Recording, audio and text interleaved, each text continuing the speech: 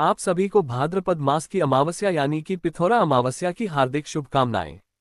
स्वागत है आपका अपना चैनल की एक नई वीडियो में। दोस्तों, आज हम बात करेंगे भादव अमावस्या की, जो न सिर्फ पंचांग में विशेष मानी जाती है बल्कि आत्मा की उन्नति और पितरों की कृपा पाने के लिए एक अमूल्य अवसर होती है। शास्त्रों में अमावस्या तिथि का बहुत खास महत्व बताया गया है। ये दिन पितरों को समर्पित होता है और आपको बता दें कि हर महीने की अमावस्या का अपना अपना महत्व होता है। ठीक वैसे ही भाद्रपद मास की अमावस्या का भी एक खास आध्यात्मिक और धार्मिक महत्व है। इसे भाद अमावस्या, पिथौरा अमावस्या और कुशोदपापाटनी अमावस्या के नाम से जाना जाता है। इस दिन पिंडदान, श्राद्ध और तर्पण जैसे कर्म विशेष रूप से करने चाहिए। माना जाता है कि ऐसा करने से पूर्वज प्रसन्न होते हैं और अपने वंशजों को अपना आशीर्वाद देते हैं। इस दिन स्नान, दान और पूजा पाठ का भी बड़ा महत्व होता है। भाद्रपद अमावस्या को पिथौरा अमावस्या भी कहा जाता है, इसलिए इस दिन देवी दुर्गा की पूजा की जाती है। इस संदर्भ में पौराणिक मान्यता है कि इस दिन माता पार्वती ने इंद्राणी को इस व्रत का महत्व बताया था। विवाहित स्त्रियों द्वारा संतान प्राप्ति एवं अपनी संतान के कुशल मंगल के लिए उपवास किया जाता है और देवी दुर्गा की पूजा की जाती है। भक्तों, इस बार की भाद्रपद अमावस्या 2 तिथियों पर पड़ रही है, जिस कारण लोगों के मन में थोड़ी भ्रम की स्थिति है। कुछ लोग इसे 22 अगस्त को बता रहे हैं तो कुछ लोग 23 अगस्त को बता रहे हैं। लेकिन चिंता की कोई बात नहीं। आज के इस वीडियो में हम आपको बिल्कुल साफ साफ और सटीक जानकारी देंगे कि इस अमावस्या का सही दिन कौन सा है, इस दिन क्या करना चाहिए, किससे बचना चाहिए, और जो माताएं बहनें व्रत करती हैं लक्ष्मी जी, भगवान शंकर, गौरी माता या गणेश जी का व्रत, तो वह व्रत किस दिन करें, कैसे करें, पूजा विधि क्या होनी चाहिए, ये सब बिल्कुल विस्तार से बताएंगे। और हाँ, पितरों के तर्पण की सही विधि, दान किसे दें और किन बातों से दूर रहें, ये सब भी हम आज के वीडियो में जानेंगे। क्योंकि कई बार लोग कुछ ऐसे काम कर बैठते हैं जो अमावस्या के दिन नहीं करने चाहिए और फिर जीवन में संकटों की बरसात शुरू हो जाती है। इसीलिए निवेदन है कि आप वीडियो को पूरा देखें, बीच में छोड़कर ना जाएं। कई लोग होते हैं जो वीडियो को आधा देखकर चले जाते हैं, फिर कहते हैं कि लाभ नहीं हुआ। वैसे ही अधूरी जानकारी भी जीवन में अधूरा ही फल देती है। भक्तों, जो भी ज्ञान हम इस चैनल पर आपसे साझा करते हैं वह सब प्राचीन ग्रंथों, पुराणों और प्रमाणित पंचांगों पर आधारित होता है। हमारी कोशिश यही रहती है कि आपको शुद्ध, सटीक और सच्चा ज्ञान दिया जाए। तो अगर आप चाहते हैं कि शास्त्रों की सही बातें आपके जीवन में उजाला करें तो चैनल को अभी सब्सक्राइब कर लीजिए, और अगर यह वीडियो आपको जरा भी उपयोगी लगे तो एक लाइक जरूर कर दीजिएगा। आपका एक लाइक हमें और भी प्रेरणा देता है और शायद आपके पितरों की प्रसन्नता का कारण भी बन जाए। अब आइए बात करते हैं भादव अमावस्या की। भक्तों, वैसे तो हर अमावस्या विशेष होती है, लेकिन भाद्रपद मास की अमावस्या की बात ही कुछ और है। इसे साल की उन खास अमावस्याओं में गिना जाता है जो पितृतृप्ति, कर्म शुद्धि और पुण्य कमाई के लिए सबसे उपयुक्त मानी जाती है।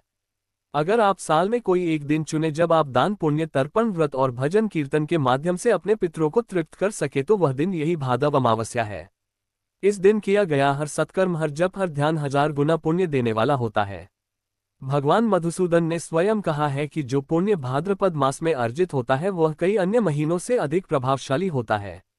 पुराणों में यहाँ तक कहा गया है कि अगर आपने इस मास में केवल भगवान का नाम स्मरण भी कर लिया तो वह भी अत्यंत कल्याणकारी होता है। अब इस भाद अमावस्या के दिन आपको कुछ विशेष 5 कार्य अवश्य करने चाहिए जो आपके पितरों को तृप्त करते हैं, भगवान को प्रसन्न करते हैं और आपके जीवन से हर संकट, रोग, बाधा को दूर करते हैं। क्योंकि एक बात हमेशा याद रखिए, आपकी समृद्धि, सुख और शांति का सबसे बड़ा कारण आपके पितर ही है। जब पितर प्रसन्न होते हैं तब जीवन में खुशहाली आती है, और जब वह नाराज होते हैं तो जीवन में रुकावटें, कष्ट, धन की कमी, संतान की बाधा आ जाती है। जो लोग कहते हैं कि उन्हें संतान नहीं हो रही, विवाह में अड़चन है या स्वास्थ्य और नौकरी में बार बार संकट आ रहा है, उन्हें अपने पितरों की ओर ध्यान देना चाहिए। तो भक्तों, इस पूरी वीडियो को ध्यान से देखें। पूजा विधि, व्रत विधान और पितृ तर्पण की सही जानकारी पाकर अपने जीवन को सुख, समृद्ध और पितृ कृपा से भर दीजिए। और अगर आप भी महादेव की कृपा प्राप्त करना चाहते हैं तो इस वीडियो को लाइक करके हमारे YouTube चैनल को सब्सक्राइब कर लें और कमेंट बॉक्स में हर हर महादेव जरूर लिख दें। ये वीडियो ज्ञानवर्धक लगे तो दूसरों तक जरूर शेयर कीजिए। आपका एक प्रयास किसी और के जीवन में भी पितरों की कृपा का दीपक जला सकता है। चलिए भक्तों, अब हम जान लेते हैं भाद्रपद अमावस्या की सही तिथि और समय के बारे में। हिंदू पंचांग के अनुसार इस साल भाद्रपद अमावस्या की तिथि 22 अगस्त दिन शुक्रवार को दिन में 11:55 पर शुरू होगी। वहीं इस तिथि का समापन 23 अगस्त को दिन में 11:35 पर होगी। उदय तिथि को देखते हुए भाद्रपद अमावस्या 23 अगस्त दिन शनिवार को मनाई जाएगी। कि अब जो लोग स्नान दान और तर्पण का संकल्प कर रहे हैं उनके लिए ब्रह्म मुहूर्त विशेष फलदायी होता है। ये मुहूर्त सुबह 4:26 से लेकर 5:10 तक रहेगा और अभिजीत मुहूर्त दोपहर 11:58 से लेकर 12:49 तक रहेगा। इन दोनों मुहूर्तों में किया गया कोई भी पुण्य कार्य, वह चाहे तर्पण हो, स्नान हो या दान, विशेष फलदायक और पितरों को तृप्त करने वाला माना गया है। अब आइए जानते हैं कि इस भाद्रपद अमावस्या पर आपको क्या क्या करना चाहिए जिससे आपके पितर प्रसन्न हो, आपके जीवन में सुख शांति आए और आपके द्वारा किया गया पूजन, व्रत और दान सच्चे अर्थों में फलदायी सिद्ध हो। सबसे पहले जब अमावस्या का दिन आता है तो उसका आरंभ प्रातः स्नान से करें। शास्त्रों में कहा गया है कि पवित्र नदियों में स्नान का इस दिन विशेष महत्व होता है, लेकिन आज के समय में यह हर किसी के लिए संभव नहीं कि वह गंगा, यमुना, गोदावरी या किसी तीर्थ स्थल तक पहुंच सके। ऐसे में घर पर ही पवित्र स्नान का फल प्राप्त करने का उपाय है। जब आप स्नान के लिए जल भरे तो उसमें थोड़ा सा गंगाजल मिला लें। फिर उत्तर दिशा की ओर मुख करके हर हर गंगे का उच्चारण करते हुए स्नान करें। शास्त्रों में लिखा है कि इस विधि से किया गया स्नान भी गंगा स्नान के बराबर फलदायी होता है।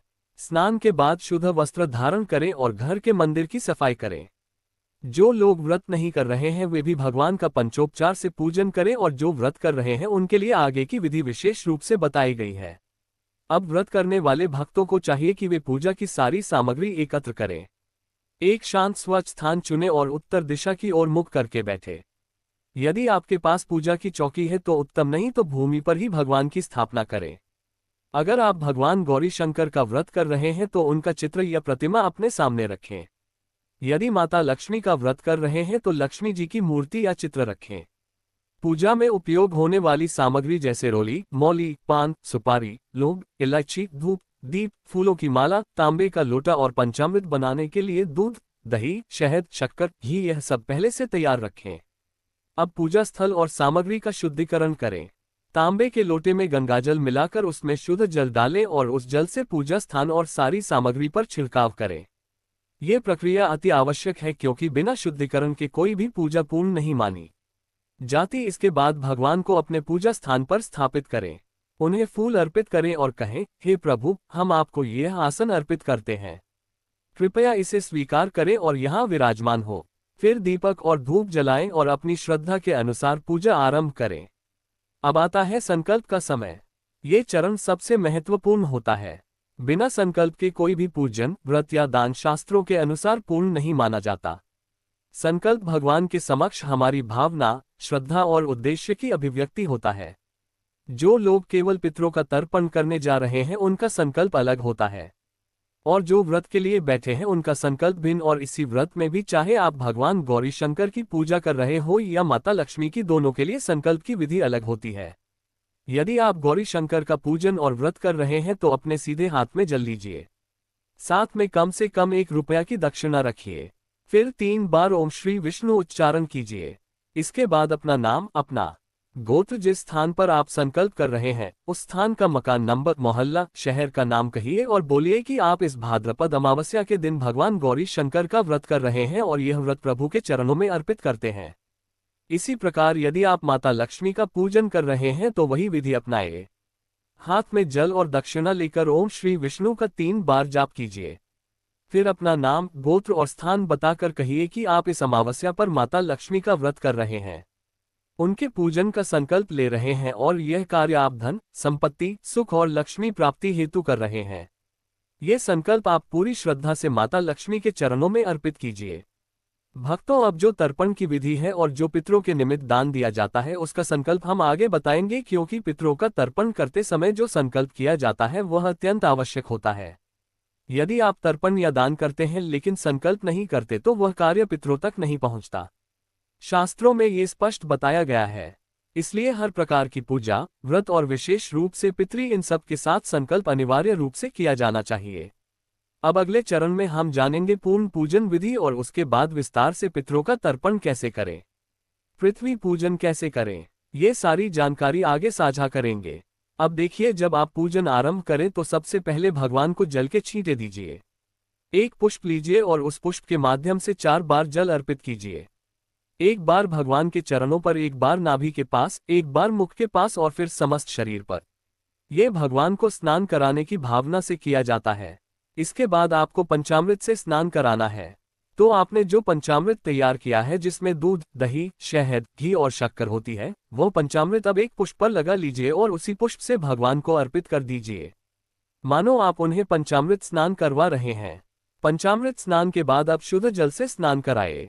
वहीं पहले की तरह पुष्प से जल के छींटे दीजिए ताकि भगवान को शुद्ध जल से भी स्नान कराया जा सके। इसके पश्चात भगवान को यज्ञोपवीत यानी जनेऊ अर्पित किया जाता है।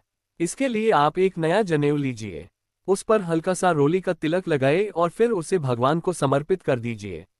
ये भी पूजन का बहुत ही महत्वपूर्ण कार्य होता है। भक्तों, अब समय है भगवान को तिलक करने का। यदि आप माता लक्ष्मी का पूजन कर रहे हैं तो ध्यान रखें उन्हें रोली और कुमकुम से ही तिलक करें। चंदन नहीं लगाना चाहिए। वहीं अगर आप भगवान गौरी शंकर की पूजा कर रहे हैं तो केवल चंदन का तिलक ही करें, रोली या कुमकुम का नहीं। ये छोटा सा नियम है, लेकिन पूजा की शुद्धता और विधि के अनुसार यह बेहद जरूरी है। तिलक के पश्चात भगवान को अक्षत अर्पित करें। अक्षत यानी बिना टूटे हुए शुद्ध चावल। इन चावलों को श्रद्धा के साथ भगवान के चरणों में समर्पित कीजिए। इसके बाद अगर आपके पास फूलों की माला है तो वह पहनाए और अलग अलग पुष्प भी अर्पित कीजिए। अब पूजन में अगला चरण आता है धूप और दीप का। सबसे पहले भगवान को सुगंधित शुद्ध धूप दिखाए। इसके बाद दीपक जलाकर भगवान के समक्ष घुमाए। दीपक तिल के तेल या गाय के घी से होना चाहिए, तभी वह पवित्रता और आध्यात्मिक ऊर्जा से युक्त माना जाता है। अब बारी आती है नैवेद्य अर्पण की। यदि आपके पास मिठाई है तो चढ़ाए, फल है तो वह अर्पित कीजिए और यदि कुछ भी विशेष ना हो तो बस एक छोटी सी मिश्री भी भगवान को प्रेम से चढ़ा सकते हैं। भावना शुद्ध होनी चाहिए। भोजन की मात्रा नहीं, भक्ति का भाव ही भगवान स्वीकार करते हैं। अब भगवान को जल जमानी कराए। इसका अर्थ है 1 चम्मच जल अर्पित करना। फिर दोनों हाथ जोड़कर भगवान को प्रणाम कीजिए और अपने अंतःकरण से उन्हें नमन करते हुए अपने संकल्पों को दोहराइए। अब भगवान को तांबूल अर्पित करें। 1 पान का पत्ता लीजिए, उसमें 2 लौंग, 1 इलायची और 1 सुपारी रखिए और पवित्र भावना से उसे भगवान के चरणों में समर्पित कीजिए। यदि आप गौरी शंकर का पूजन कर रहे हैं तो उन्हें अर्पित करें, और यदि माता लक्ष्मी की पूजा कर रहे हैं तो माता को अर्पित कीजिए। इसके बाद आप जो भी दक्षिणा अर्पित करना चाहें वह भगवान को समर्पित करें, चाहे वह एक ही क्यों ना हो। इसके साथ ही दोनों हाथ जोड़कर कहिए, हे प्रभु, हे मातेश्वरी, हमने इस अमावस्या पर यह पूजन आपकी कृपा से पूर्ण किया है। कृपया इसे स्वीकार करें, हमें सद्बुद्धि दें, श्रद्धा दें और यह व्रत पूरी निष्ठा से पूर्ण करने की शक्ति दें। हमारे जीवन में सुख, शांति और समृद्धि बनी रहे, यही हमारा विनम्र निवेदन है। अब इस पूजन के पश्चात एक अत्यंत आवश्यक चरण आता है व्रत कथा का श्रवण। ये कथा न केवल पूजन को पूर्ण करती है बल्कि उसकी महिमा को कई गुना बढ़ा देती है। कथा श्रवण से भाव जागृत होता है, श्रद्धा में वृद्धि होती है और व्रत सिद्ध होता है। भक्तों, हम जो भी जानकारी आपके साथ साझा करते हैं वह पूर्णतः शास्त्र, पुराण और पंचांग आधारित होती है। अगर आप चाहते हैं कि आपको सभी व्रत पर्व, योग, तिथि, भद्रकाल और पूजन विधियों की सही और प्रामाणिक जानकारी मिले तो कृपया हमारे YouTube चैनल को सब्सक्राइब कर लीजिए और हाँ, सब्सक्राइब करने के बाद घंटी का निशान जरूर दबाएं ताकि जब भी कोई नया वीडियो आए तो आपको उसका नोटिफिकेशन समय पर मिले। वरना कई बार ऐसा होता है कि जरूरी जानकारी छूट जाती है और बाद में पछताना पड़ता है। अब आज की व्रत कथा सुनिए। साथ ही इस दिन कुछ विशेष शास्त्रीय श्रवण करने का विधान भी बताया गया है। भक्तों, अमावस्या के दिन श्रीमद् भगवद गीता के 7वें अध्याय का पाठ या श्रवण अवश्य करना चाहिए। यदि संभव हो तो शिव सहस्त्र नाम का पाठ भी करें। यह अत्यंत कल्याणकारी और बाधा नाशक माना गया है। जो भक्त माता लक्ष्मी का व्रत कर रहे हैं उन्हें महालक्ष्मी स्तोत्र का पाठ करना चाहिए। हमारे चैनल पर प्रत्येक अमावस्या को हिंदी में संपूर्ण लक्ष्मी स्तोत्र अपलोड किया जाता है। आप उसे अवश्य सुनिए और उसके बाद आरती करके दिन को नियम पूर्वक और सात्विकता से व्यतीत कीजिए। तो भक्तों, ये थी पूजन विधि का अगला चरण। अब अगली कड़ी में हम जानेंगे पितरों का तर्पण कैसे करें, किस विधि से दान देना चाहिए और अमावस्या के दिन किन कार्यों से बचना अनिवार्य है। तो जुड़े रहिए हमारे साथ। भक्तों, अब जान लेते हैं कि भाद्रपद अमावस्या के दिन कौन कौन से काम भूलकर भी नहीं करने चाहिए। भाद्रपद मास की अमावस्या तिथि को हिंदू धर्म में अत्यंत पवित्र माना गया है। ये दिन पितरों की आत्मा की शांति, श्राद्ध, तर्पण, पवित्र स्नान और दान पुण्य के लिए बेहद श्रेष्ठ माना गया है। लेकिन जैसे हर शुभ कार्य की कुछ मर्यादाएं होती हैं, उसी तरह भाद्र अमावस्या पर भी कुछ विशेष नियम बताए गए हैं। अगर कोई व्यक्ति इन नियमों की अनदेखी करता है तो उसे पितृदोष, ग्रह दोष, मानसिक तनाव और जीवन में अनचाही रुकावटों का सामना करना पड़ सकता है। सबसे पहली बात, ज्योतिष शास्त्र कहता है कि अमावस्या तिथि पर चंद्रमा की शक्ति कमजोर होती है। चंद्रमा मन का कारक होता है और जब उसका प्रभाव क्षीण हो जाता है तब मन अस्थिर और भावनाएं कमजोर हो जाती हैं। ऐसे में अगर कोई व्यक्ति इस दिन विवाह, नया व्यवसाय, गृह प्रवेश या वाहन खरीदने जैसे कार्य करता है तो उसमें विघ्न और असफलता की आशंका बढ़ जाती है। धर्मसिंधु और नारद संहिता जैसे प्राचीन ग्रंथों में भी कहा गया है कि अमावस्या को पितृ कार्यों जैसे श्राद्ध और दान के लिए श्रेष्ठ माना गया है, लेकिन शुभारंभ के लिए नहीं। भक्तों, अब अगला नियम सुनिए। गरुड़ पुराण और मनुस्मृति जैसे धर्म ग्रंथों में बताया गया है कि अमावस्या के दिन रजोगुण और तमोगुण का प्रभाव अधिक होता है। ये दिन सात्विक जीवन जीने के लिए होता है। इसीलिए इस दिन मांस, मदिरा, लहसुन, प्याज, ज्यादा तले भुने और तामसिक भोजन से सख्त परहेज करना चाहिए। ऐसा भोजन करने से राहु केतु और पितृदोष की छाया जीवन में आती है, जिससे दरिद्रता, मानसिक अशांति और पारिवारिक कलह जन्म ले सकते हैं। अब तीसरी बात जो बहुत ही संवेदनशील है। गरुड़ पुराण में कहा गया है कि अमावस्या के दिन पितृग धरती पर अवतरित होते हैं और अपने वंशजों के कर्मों को देखते हैं। अगर कोई इस दिन झूठ बोलता है, अपशब्द बोलता है, गाली गलौज करता है या माता पिता और बुजुर्गों का अपमान करता है तो पितृ कुपित हो जाते हैं। इससे घर में मानसिक तनाव, आर्थिक तंगी और संतान से संबंधित समस्याएं उत्पन्न हो जाती हैं। इसलिए इस दिन विशेष रूप से शांति, संयम और मधुर वाणी का पालन करें। भक्तों, अगली बात जानना बहुत जरूरी है। अमावस्या को शिव तिथि कहा गया है। इस दिन शरीर को काटना जैसे बाल कटवाना, दाढ़ी बनवाना, नाखून काटना, इन सब कार्यों को वर्जित माना गया है। ऐसा करने से चंद्रदोष, आयु में कमी और मानसिक भ्रम की स्थिति बनती है। शास्त्रों के अनुसार इस दिन शरीर की ऊर्जा को संभाल कर रखना चाहिए, न कि उसे क्षीण करना चाहिए। अब अगला नियम जो वास्तु शास्त्र से जुड़ा है। घर का उत्तर पूर्व कोण, ईशान कोण देवताओं का स्थान माना जाता है और दक्षिण दिशा पितरों की दिशा होती है। अगर इन जगहों पर कूड़ा, जूते, झाड़ू या गंदगी हो तो पवित्रता भंग होती है और नकारात्मक ऊर्जा का प्रवेश होता है। इसीलिए अमावस्या के दिन विशेष रूप से घर को साफ रखें। ईशान कोण में दीपक जलाएं और दक्षिण दिशा में पितरों का तर्पण करें। भक्तों, ये दिन आत्मा शुद्धि और साधना के लिए अत्यंत शुभ होता है। दोस्तों, ये थी संपूर्ण जानकारी। कल की तिथि को लेकर आपसे हाथ जोड़कर के निवेदन है, वीडियो लाइक करें और कमेंट बॉक्स में ओम नमः शिवाय हर महादेव जब लिखें।